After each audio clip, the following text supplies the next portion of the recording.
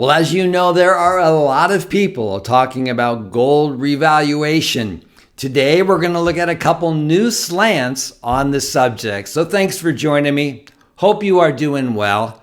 I'm Ric Bender, and welcome to Finance Lab. Well, we have a lot to talk about today as we dig into the gold revaluation once again. But before we get started on that, a recent subscriber asked why I named the program Finance Lab, and I've never been asked that before, so I thought I would answer on air.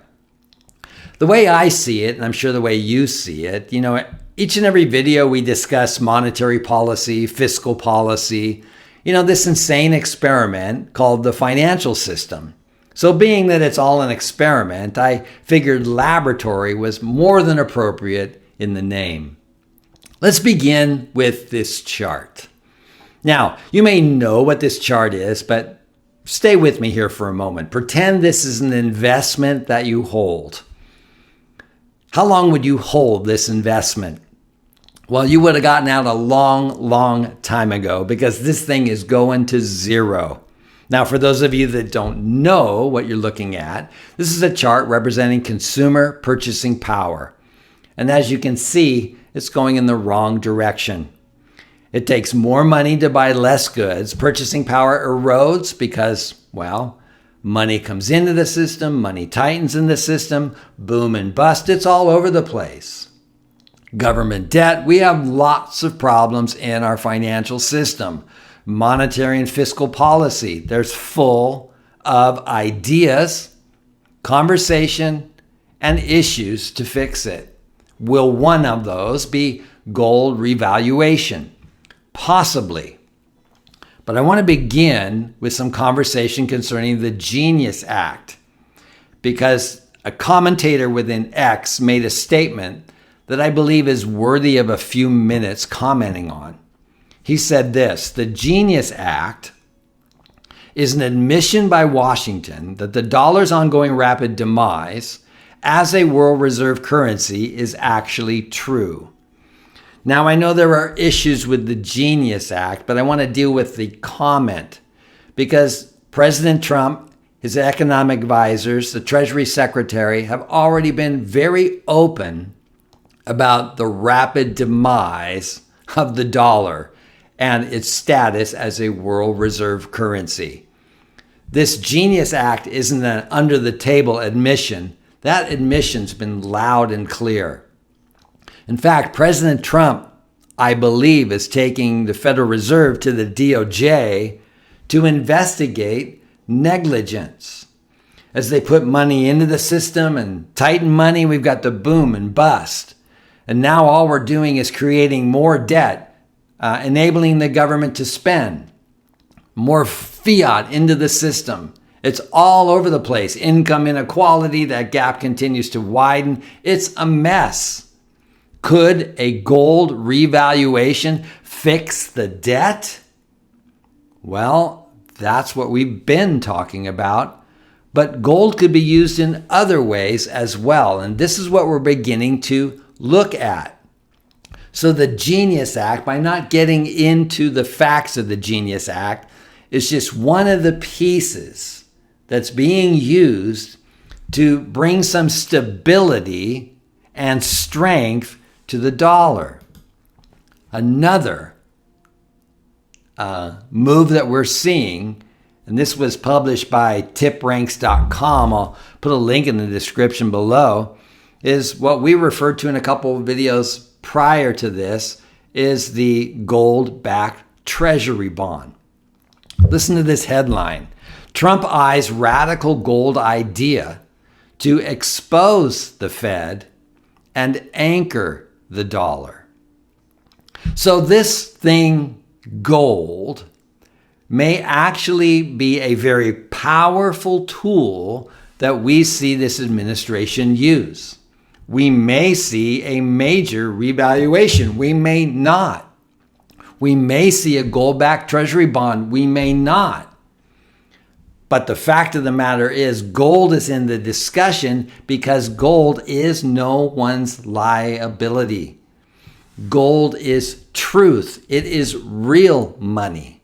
Central banks continue to buy it. BRICS is buying it. Well, and we buy it. We hold it as wealth preservation.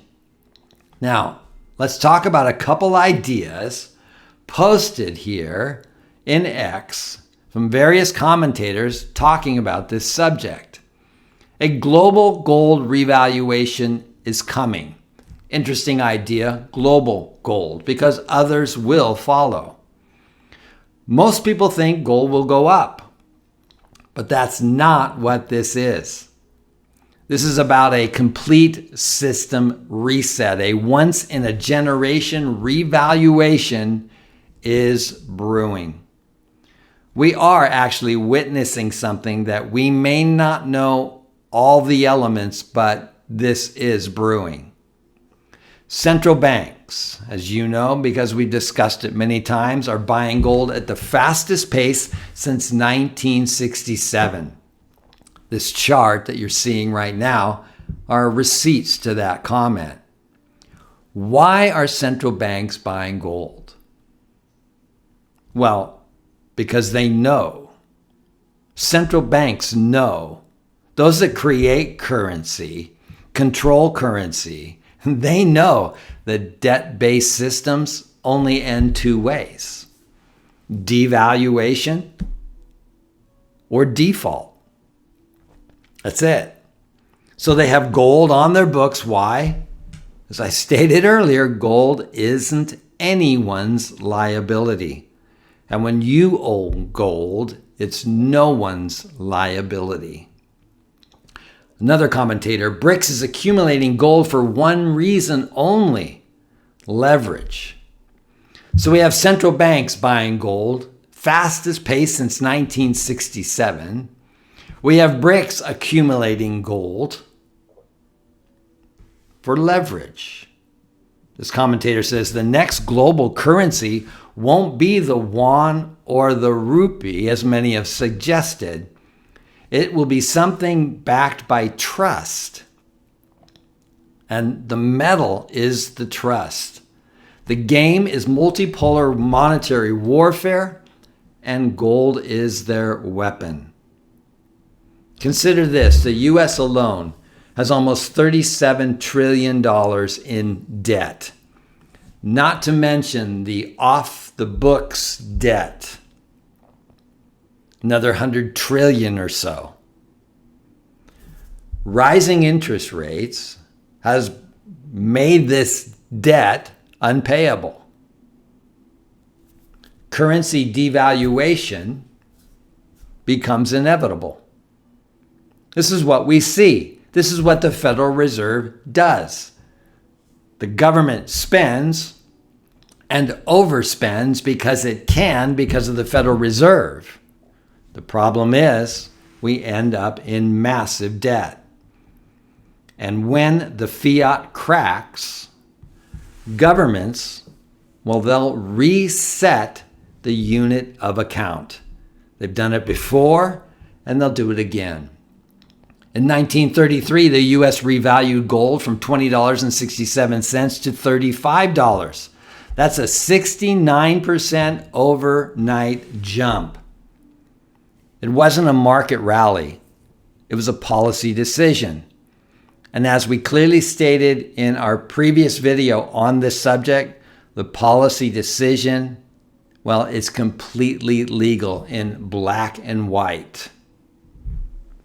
What happens when gold is revalued at, let's say, 5,000 or 10,000 or 20,000? Who knows what the amount will be, as they use the gold to deal with debt. If gold revalues as well, I've got good news for you. Silver explodes as well. Silver is both money and industry, and silver will explode along with this. 50% of silver is consumed by tech, solar, and defense. Most retail investors, they mock the metals, they chase AI stocks, they watch CPI headlines.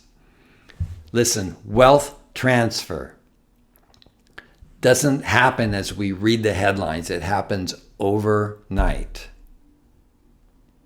I strongly believe it's time to be long on gold and long on silver. Gold is no one's liability. It is absolutely a safe haven. Though I'm not clear, nor is anyone at this point, what this gold revaluation looks like. But here's one thing we can clearly see. Something, maybe even multiple things, will be happening with gold. So if we own it, physical gold, and you hold it, then you're in the right place. Hey, thanks for joining me. I appreciate you spending time with me. If you like what we're doing here and you haven't subscribed, consider subscribing to the channel, and I will see you next time.